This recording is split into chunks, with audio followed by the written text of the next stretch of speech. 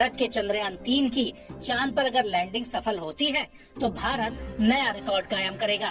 चांद के दक्षिणी ध्रुव पर कदम रखने वाला भारत पहला देश बन जाएगा।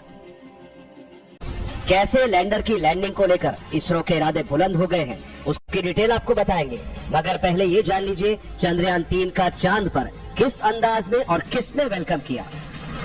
लैंडर विक्रम फिलहाल उस जगह पर है जहां से चंद्रमा की अधिकतम दूरी 134 किलोमीटर और सबसे नजदीक की दूरी 25 किलोमीटर है, यानी बस थोड़ा सा इंतजार। और इस प्री लैंडिंग से पहले चंद्रयान 3 के विक्रम लैंडर का चंद्रयान 2 के ऑर्बिटर से संवाद हुआ। चंद्रयान 2 के ऑर्बिटर ने यहीं पर कहा, वेलकम बडी।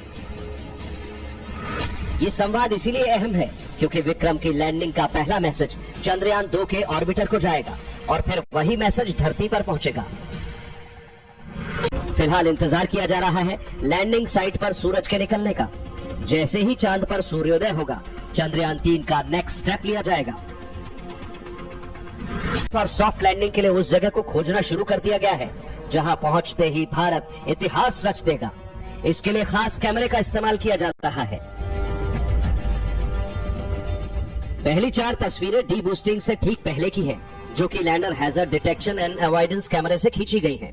दूसरा वीडियो 17 अगस्त का है, जब लैंडर प्रोपल्शन मॉड्यूल से अलग हुआ और फिर कैमरा 1 ने चांद की वीडियो भेजी। तीसरा वीडियो 15 अगस्त का है, इसे लैंडर पोजीशन डिटेक्शन कैमरे से लिया गया।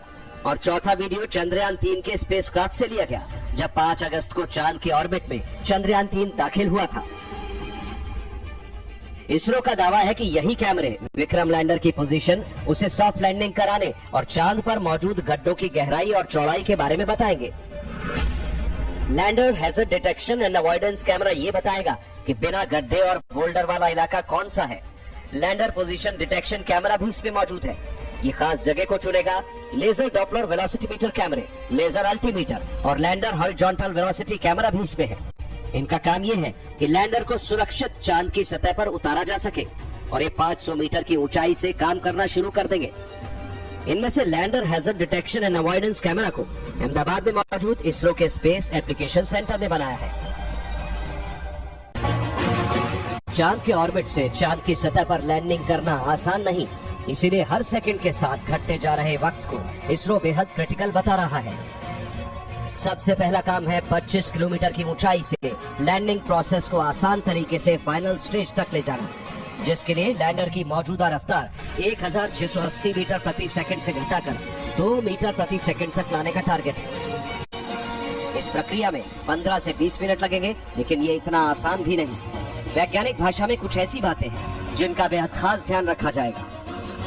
मसलन लैंडर जब सॉफ्ट लैंडिंग करेगा तो ग्रेविटी पर नजर रहेगी। लैंडिंग के लिए समतल जगह चुनी जाएगी। लैंडिंग के वक्त इंजन में सही मात्रा में प्रेशर क्रिएट करना होगा। थ्रस्टर्स सही तरीके से ऑन रखने की चुनौती है। नेविगेशन सही मिल रहे हैं या नहीं, इस पर भी नजर है। कई और चैलेंजेस आने वाले हैं जिन्हें पार करना होगा और ऐसा होने पर सॉफ्ट लैंडिंग हो जाएगी। भारत चांद के साउथ पोल पर ऐसा करने वाला पहला देश बन जाएगा, जबकि अमेरिका, सोवियत संघ और चीन के बाद चांद पर लैंडिंग करने वाले देशों में अपना नाम शुमार कर लेगा। इसके बाद लैंडर से रैप के जरिए बाहर आएगा प्रज्ञान रोवर, जो इसरो से कमांड मिलते ही चांद की सतह पर चलना शुरू कर देगा। जैसे जैसे रोवर आगे बढ़ेगा, इसके पहिए चांद की मिट्टी पर भारत के राष्ट्रीय चिन्ह अशोक स्तंभ और इसरो के लोगों की छाप छोड़ेंगे। चांद पर हो चुका सूर्योदय लैंडर और रोवर दोनों के लिए 14 दिन तक जिंदगी देने वाला साबित रहेगा, जिसमें मदद करेंगे पावर जनरेट करने वाले सोलर पैनल, जिसे इसरो ने तैयार किया है।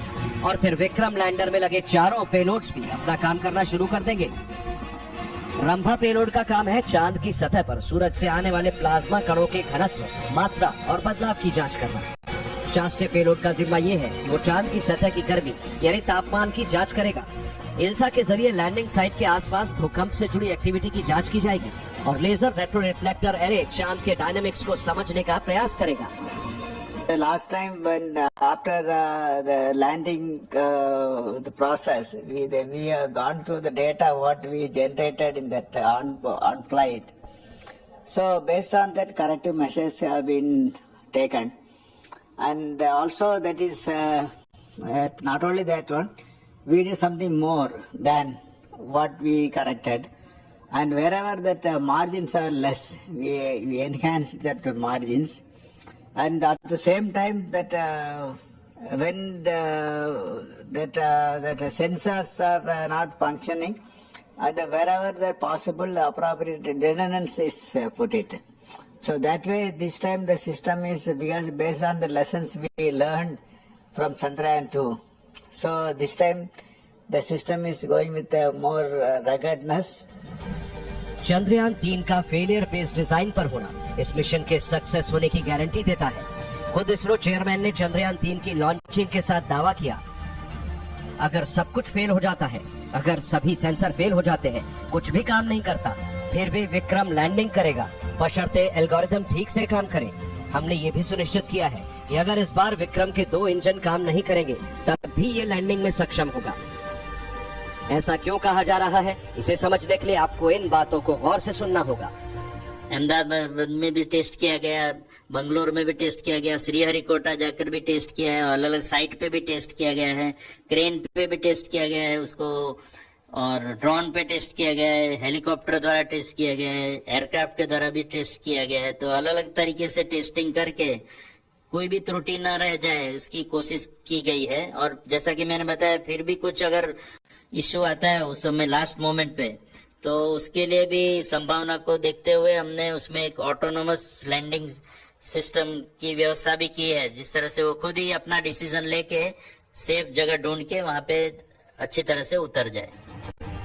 मिशन हिंदुस्तान का है, नजरें दुनिया की टिकी है, इतिहास की दहलीज पर दस्तक हो चुकी है, बस उसे अंजाम तक पहुंचाना है। पूरा देश खुली आंखों से एक साथ गर्व के इन पलों को जी सके, इसके लिए खास इंतजाम किए गए हैं।